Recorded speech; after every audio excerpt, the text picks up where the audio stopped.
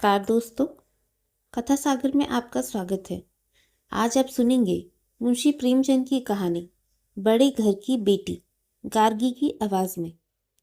बेनी माधव सिंह गौरीपुर गांव के जमींदार और नंबरदार थे। उनके पितामह किसी समय धन धान्य संपन्न थे। गांव का पक्का तालाब और मंदिर, जिनकी अब मरम्मत भी मुश्किल थी, उन्हीं की कीर्ति स्तंभ थे। कहते हैं इस दरवाजे पर हाथी झूमता था। अब उसकी जगह एक बूढ़ी भैंस थी, जिसके शरीर में अस्थि पंजर के सिवा और कुछ शेष न रहा था, पर दूध शायद बहुत देती थी, क्योंकि एक न एक आदमी हांडी लिए उसके सिर पर सवार ही रहता था। बेनी माधव सिंह अपनी आधे से अधिक संपत्ति वकीलों को भेंट कर चुके थे। उनकी वर्तमान आय 1000 रुपये वार्षिक से अधिक न थी। ठाकुर साहब के 2 बेटे थे। बड़े का नाम श्रीकंठ सिंह था।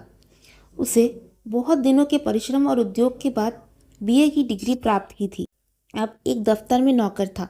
छोटा लड़का लाल बिहारी सिंह दोहरे बदन का सजीला जवान था। भरा हुआ मुखड़ा, चौड़ी छाती। भैंस का 2 सेर ताज़ा दूध वह उठकर सवेरे पी जाता था। श्रीकंठ सिंह की दशा बिल्कुल विपरीत थी। इन नेत्र प्रिय गुणों को उन्होंने बीए इन्हीं 2 अक्षरों पर न्यौछावर कर दिया था। इन 2 अक्षरों ने उनके शरीर को निर्बल और चेहरे को कांतिहीन बना दिया था। इसी से वैदिक ग्रंथों पर उनका विशेष प्रेम था। आयुर्वेदिक औषधियों पर उनका अधिक विश्वास था। शाम सवेरे से उनके कमरे से प्रायः खरल की सुरीली कर्ण मधुर ध्वनि सुनाई दिया करती थी। लाहौर और कलकत्ते के वैद्यों से बड़ी लिखा पड़ी रहती थी। श्रीकंठ इस अंग्रेजी डिग्री के अधिपति होने पर भी अंग्रेजी सामाजिक प्रथाओं के विशेष प्रेमी न थे, बल्कि वह बहुधा बड़े जोर से उसकी निंदा और तिरस्कार किया करते थे। इसी से गांव में उनका बड़ा सम्मान था। दशहरे के दिनों में वह बड़े उत्साह से रामलीला में सम्मिलित होते और स्वयं किसी न किसी पात्र का पाठ लेते थे। गौरीपुर में रामलीला के वही जन्मदाता थे। प्राचीन हिंदू सभ्यता का गुणगान उनकी धार्मिकता का प्रधान अंग था। सम्मिलित कुटुंब के तो वह एकमात्र उपासक थे। आजकल स्त्रियों को कुटुंब में मिलजुल कर रहने की जो अरुचि होती है, उसे वह जाति और देश दोनों के लिए हानिकारक समझते थे। यही कारण था कि गांव की ललनाएं उनकी निंदक थीं। कोई कोई तो उन्हें अपना शत्रु समझने में भी संकोच न करती थी। स्वयं उनकी पत्नी को ही इस विषय में उनसे विरोध था। यह इसलिए नहीं कि उससे अपने सास ससुर देवर या जेठ आदि से घृणा थी, बल्कि उसका विचार था कि यदि बहुत कुछ सहने और तरह देने पर भी परिवार के साथ निर्वाह न हो सके, तो आए दिन की कलह से जीवन को नष्ट करने की अपेक्षा यही उत्तम है कि अपनी खिचड़ी अलग पकाई जाए। आनंदी एक उच्च कुल की लड़की थी। उसके बाप एक छोटी सी रियासत के तालुकेदार थे। विशाल भवन, 1 हाथी, 3 कुत्ते, बाज, झाड़ फानूस, ऑनरेरी मजिस्ट्री और ऋण, जो एक प्रतिष्ठित तालुकेदार के भोग्य पदार्थ हैं, यहाँ सब विद्यमान थे। नाम था भूप सिंह। बड़े उदार चित्त और प्रभावशाली पुरुष थे, पर दुर्भाग्य से लड़का एक भी न था। 7 लड़कियां हुई और दैव योग से सब की सब जीवित रहीं। पहली उमंग में तो उन्होंने 3 ब्याह दिल खोल कर किए, पर 15-20 हजार रुपयों का कर्ज सिर पर हो गया तो आंखें खुली, हाथ समेट लिया। आनंदी चौथी लड़की थी। वह अपनी सब बहनों से अधिक रूपवती और गुणवती थी। इससे ठाकुर भूप सिंह उसे बहुत प्यार करते थे। सुंदर संतान को कदाचित उसके माता पिता भी अधिक चाहते हैं। ठाकुर साहब बड़े धर्म संकट में थे। इसका विवाह कहाँ करें? ना तो यही चाहते थे कि ऋण का बोझ बढ़े, और न यही स्वीकार था कि उसे अपने को भाग्यहीन समझना पड़े। एक दिन श्रीकंठ उनके पास किसी चंदे का रुपया मांगने आया। शायद नागरी प्रचार का चंदा था। भूप सिंह उनके स्वभाव पर रीझ गए और धूमधाम से श्रीकंठ सिंह का आनंदी के साथ ब्याह हो गया। आनंदी अपने नए घर में आई तो यहाँ का रंग ढंग कुछ और ही देखा। जिस टीम टाम की उसे बचपन से ही आदत पड़ी हुई थी, वह यहाँ नाम मात्र को भी न था। हाथी घोड़ों का तो कहना ही क्या, कोई सजी हुई सुंदर बहेली तक न थी। रेशमी स्लीपर साथ लाई थी, पर यहाँ बाग कहाँ? मकान में खिड़कियां तक न थी। न जमीन पर फर्श, न दीवार पर तस्वीरें। यह एक सीधा साधा देहाती ग्रस्त का मकान था, किंतु आनंदी ने थोड़े ही दिनों में अपने को इस नई अवस्था के ऐसे अनुकूल बना लिया मानो उसने विलास के सामान कभी देखे ही ना थे। एक दिन दोपहर के समय लाल बिहारी सिंह दो चिड़िया लिए हुए आया और भावत से बोला, जल्दी से पका दो, मुझे भूख लगी है। आनंदी भोजन बनाकर उसकी राह देख रही थी। अब वह नया व्यंजन बनाने बैठी। हांडी में देखा तो घी पाव भर से अधिक ना था। बड़े घर की बेटी किफायत क्या जाने, उसने सब घी मांस में डाल दिया। लाल बिहारी खाने बैठा तो दाल में घी ना था। बोला, दाल में घी क्यों नहीं छोड़ा? आनंदी ने कहा, घी सब मांस में पड़ गया। लाल बिहारी जोर से बोला, अभी परसों घी आया है, इतनी जल्दी उठ गया? आनंदी ने उत्तर दिया, आज तो कुल पाव भर रहा होगा, वह सब मैंने मांस में डाल दिया। जिस तरह सूखी लकड़ी जल्दी से जल उठती है, उसी तरह क्षुधा से बावला मनुष्य जरा जरा सी बात पर तिनक जाता है। लाल बिहारी को भावच की यह ढिठाई बहुत बुरी मालूम हुई। तिनक कर बोला, मैके में तो चाहे घी की नदी बहाती हो, स्त्री गालियां सह लेती है, मार भी सह लेती है, पर मैके की निंदा उससे सही नहीं जाती। आनंदी मुंह फेर कर बोली, हाथी मरा भी तो 9 लाख का, वहां इतना घी नित नाई का हार खा जाते थे। लाल बिहारी जल गया, थाली उठाकर पलट दी और बोला, जी चाहता है जीप पकड़कर खींच लूं। आनंदी को भी क्रोध आ गया, मुंह लाल हो गया। बोली, वह होते तो आज इसको मजा चखाती। अब अपड़ उजट ठाकुर से ना रहा गया।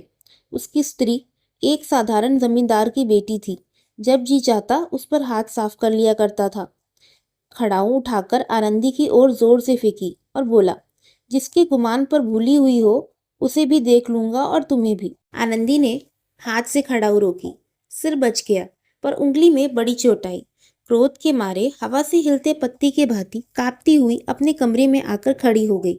स्त्री का बल और साहस, मान और मर्यादा प्रतितक है। उसे अपने पति के ही बल पर घमंड होता है। आनंदी खून का घूंट पीकर रह गई। श्रीकंठ सिंह शनिवार को घर आया करते थे।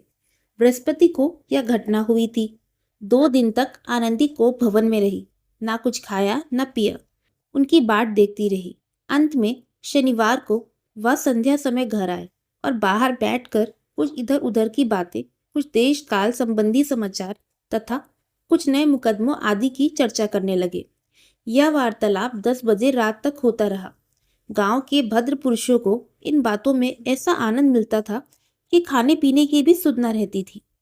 श्रीकंठ को पिंड छुड़ाना मुश्किल हो जाता था।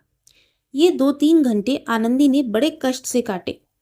किसी तरह भोजन का समय आया, पंचायत उठी, एकांत हुआ तो लाल बिहारी ने कहा, भैया आप जरा भाभी को समझा दीजिएगा कि मुंह संभाल कर बातचीत किया करें, नहीं तो एक दिन अनर्थ हो जाएगा। बेनी माधव सिंह ने बेटी की ओर से साक्षी दी, हाँ, बहू बेटियों का यह स्वभाव अच्छा नहीं कि मर्दों के मुंह लगे। लाल बिहारी, वह बड़े घर की बेटी है तो हम भी कोई कुर्मी कुम्हार नहीं है। श्रीकंठ ने चिंतित स्वर से पूछा, आखिर बात क्या हुई? लाल बिहारी ने कहा, कुछ भी नहीं, यूं ही आप उलझ पड़ी।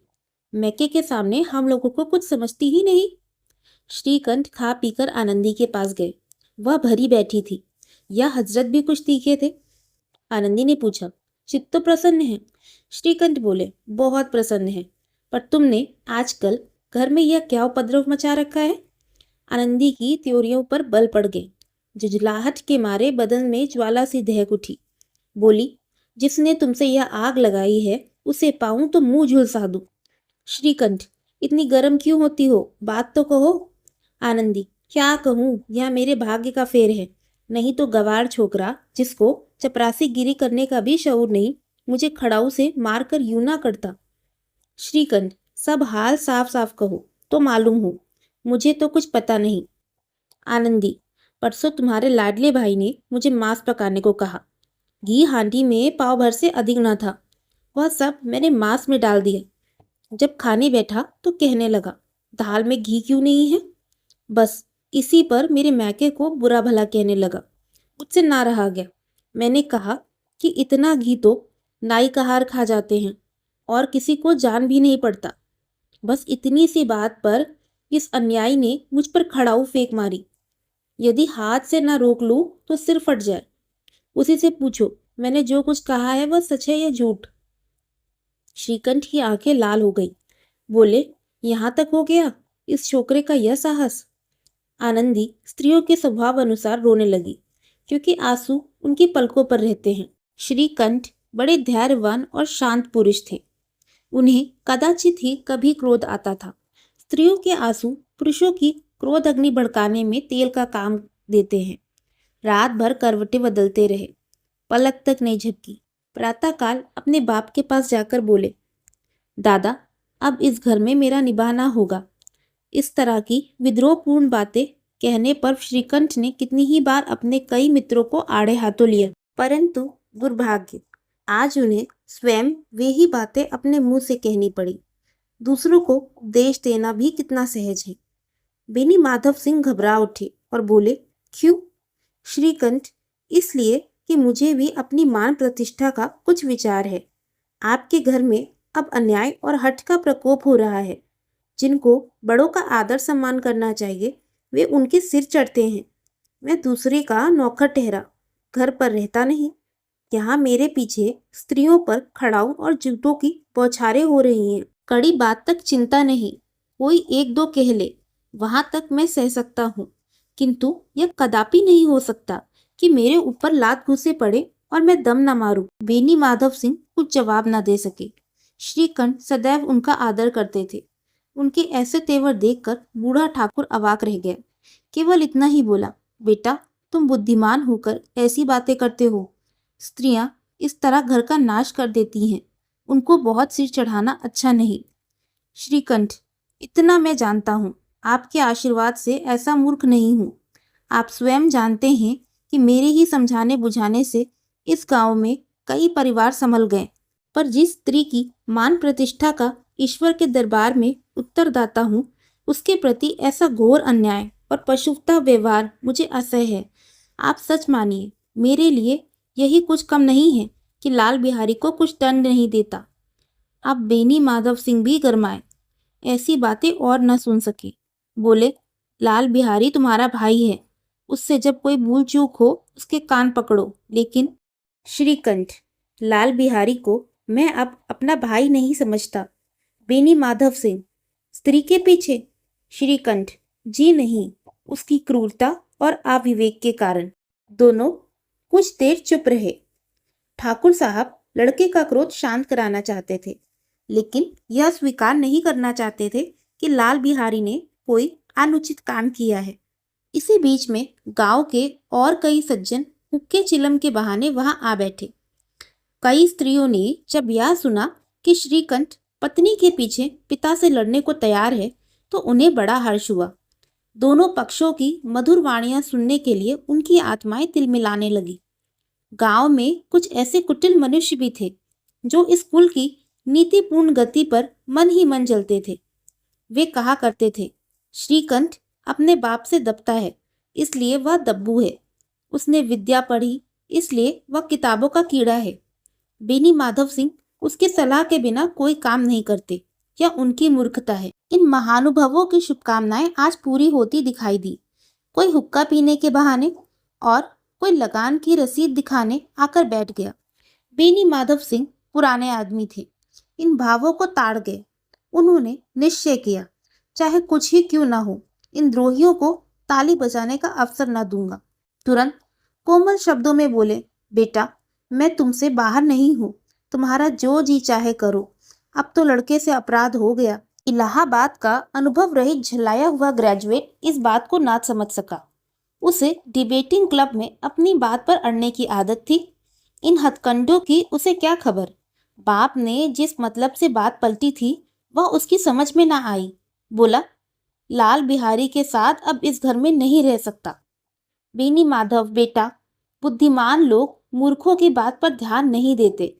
वह बेसमझ लड़का है, उससे जो कुछ भूल हुई उसे तुम बड़े होकर क्षमा करो। श्रीकंठ, उसकी इस दुष्टता को मैं कदापि नहीं सह सकता। या तो वही इस घर में रहेगा या तो मैं। आपको यदि वह अधिक प्यारा है तो मुझे विदा कीजिए, मैं अपना भार आप संभाल लूंगा। यदि मुझे रखना चाहते हो तो उससे कहिए जहाँ चाहे चला जाए, बस यह मेरा अंतिम निश्चय है। लाल बिहारी सिंह दरवाजे की चौखट पर चुपचाप खड़ा बड़े भाई की बातें सुन रहा था। वह उनका बहुत आदर करता था। कभी इतना साहस न हुआ था कि श्रीकंठ के सामने चारपाई पर बैठ जाए, हुक्का पी ले या पान खा ले। बाप का भी वह इतना मान न करता था। श्रीकंठ का भी उस पर हार्दिक स्नेह था। अपने होश में उन्होंने कभी उसे गुड़का तक न था। जब वह इलाहाबाद से आते तो उसके लिए कोई न कोई वस्तु अवश्य लाते।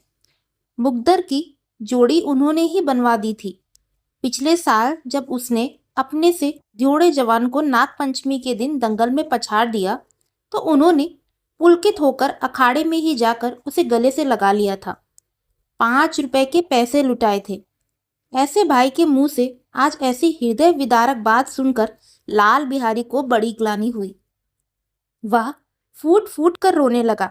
इसमें संदेह नहीं कि अपने किए पर पछता रहा था। भाई के आने से एक दिन पहले से उसकी छाती धड़कती थी कि देखूं भैया क्या कहते हैं, मैं उनके सम्मुख कैसे जाऊंगा, उनसे कैसे बोलूंगा, मेरी आंखें उनके सामने कैसे उठेंगी। उसने समझा था कि भैया मुझे बुलाकर समझा देंगे। इस आशा के विपरीत आज उसने उन्हें निर्दयता की मूर्ति बने हुए पाया। वह मूर्ख था, परंतु उसका मन कहता था कि भैया मेरे साथ अन्याय कर रहे हैं।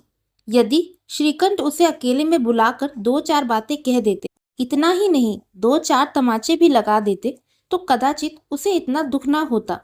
पर भाई का यह कहना कि अब मैं इसकी सूरत नहीं देखना चाहता, लाल बिहारी से सहा ना गया। वह रोता हुआ घर आया।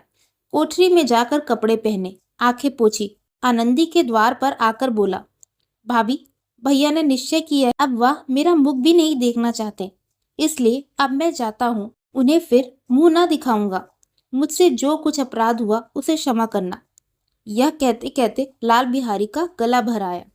जिस समय लाल बिहारी सिंह सिर झुकाए आनंदी के द्वार पर खड़ा था, उसी समय श्रीकंठ सिंह भी आंखें लाल किए बाहर से आए। भाई को खड़ा देखा तो घृणा से आंखें फेर ली और कतरा कर निकल गए, मानो उसकी परछाई से दूर भागते हुए। आनंदी ने लाल बिहारी की शिकायत तो की थी, लेकिन अब मन में पछता रही थी। वह स्वभाव से ही दयावती थी। उसे इसका तनिक भी ध्यान न था कि बात इतनी बढ़ जाएगी। वह मन में अपने पति पर झुंझला रही थी कि यह इतने गर्म क्यों होते हैं। उसे यह भी भय लगा हुआ था कि कहीं मुझसे इलाहाबाद चलने को कहें तो मैं क्या करूंगी। इस बीच में जब उसने लाल बिहारी को दरवाजे पर खड़े यह कहते सुना कि अब मैं जाता हूँ, मुझसे जो कुछ अपराध हुआ क्षमा करना, तो उसका रहा सहा क्रोध भी पानी हो गया। वह रोने लगी। मन का मैल धोने के लिए नयन जल से उपयुक्त और कोई वस्तु नहीं है। श्रीकंठ को देखकर आनंदी ने कहा, लाला बाहर खड़े रो रहे हैं। श्रीकंठ, तो मैं क्या करूं? आनंदी, भीतर बुला लो, मेरी जीभ में आग लगे, मैंने कहाँ से यह झगड़ा उठाया। श्रीकंठ, मैं ना बुलाऊंगा। आनंदी, पछताओगे, उन्हें बहुत ग्लानि हो गई है, ऐसा ना हो कहीं चल दें। श्रीकंठ ना उठे। इतने में लाल बिहारी ने फिर कहा, भाभी भैया से मेरा प्रणाम कह दो, वह मेरा मुख नहीं देखना चाहते, इसलिए मैं भी अपना मुख उन्हें ना दिखाऊंगा। लाल बिहारी इतना कहकर लौट पड़ा और शीघ्रता से दरवाजे की ओर बढ़ा। अंत में आनंदी कमरे से निकली और उसका हाथ पकड़ लिया। लाल बिहारी ने पीछे फिर कर देखा और आंखों में आंसू भरे बोला, मुझे जाने दो। आनंदी, कहाँ जाते हो? लाल बिहारी, जहाँ मेरा कोई मुख ना देखे। आनंदी, मैं जाने ना दूंगी। लाल बिहारी, मैं तुम लोगों के साथ। आनंदी, तुम्हें मेरी सौगंध, अब एक पग भी आगे ना बढ़ाना। लाल बिहारी, जब तक मुझे यह ना मालूम हो जाए कि भैया का मन मेरी तरफ से साफ हो गया है, तब तक मैं इस घर में कदापि न रहूंगा। आनंदी, मैं ईश्वर को साक्षी देकर कहती हूँ, तुम्हारी ओर से मेरे मन में तनिक भी मैल नहीं है। अब श्रीकंठ का हृदय भी पिघला। उन्होंने बाहर आकर लाल बिहारी को गले लगा लिया। दोनों भाई खूब फूट फूट कर रोए। लाल बिहारी ने सिसकते हुए कहा, भैया अब कभी मत कहना कि मैं तुम्हारा मुख ना देखूंगा। इसके सिवा आप जो दंड देंगे मैं सहर्ष स्वीकार करूंगा। श्रीकंठ ने कांपते हुए सर से कहा, लल्लू इन बातों को बिल्कुल भूल जाओ। ईश्वर चाहेगा तो फिर ऐसा अवसर न आएगा। बेनी माधव सिंह बाहर से आ रहे थे। दोनों भाइयों को गले मिलते देखकर आनंद से पुलकित हो गए। बोल उठे, बड़े घर की बेटियां ऐसी ही होती हैं, बिगड़ता हुआ काम बना लेती हैं। गांव में जिसने यह वृतांत सुना, उसी ने इन शब्दों में आनंदी की उदारता को सराहा। बड़े घर की बेटियां ऐसी ही होती हैं। थैंक यू फ्रेंड्स, और इसी के साथ ये कहानी यहाँ पे समाप्त होती है। अगर आपको कहानी पसंद आई हो तो प्लीज़ कहानी को लाइक करें, शेयर करें और प्लीज़ चैनल को सब्सक्राइब करें। Thank you and have a good day.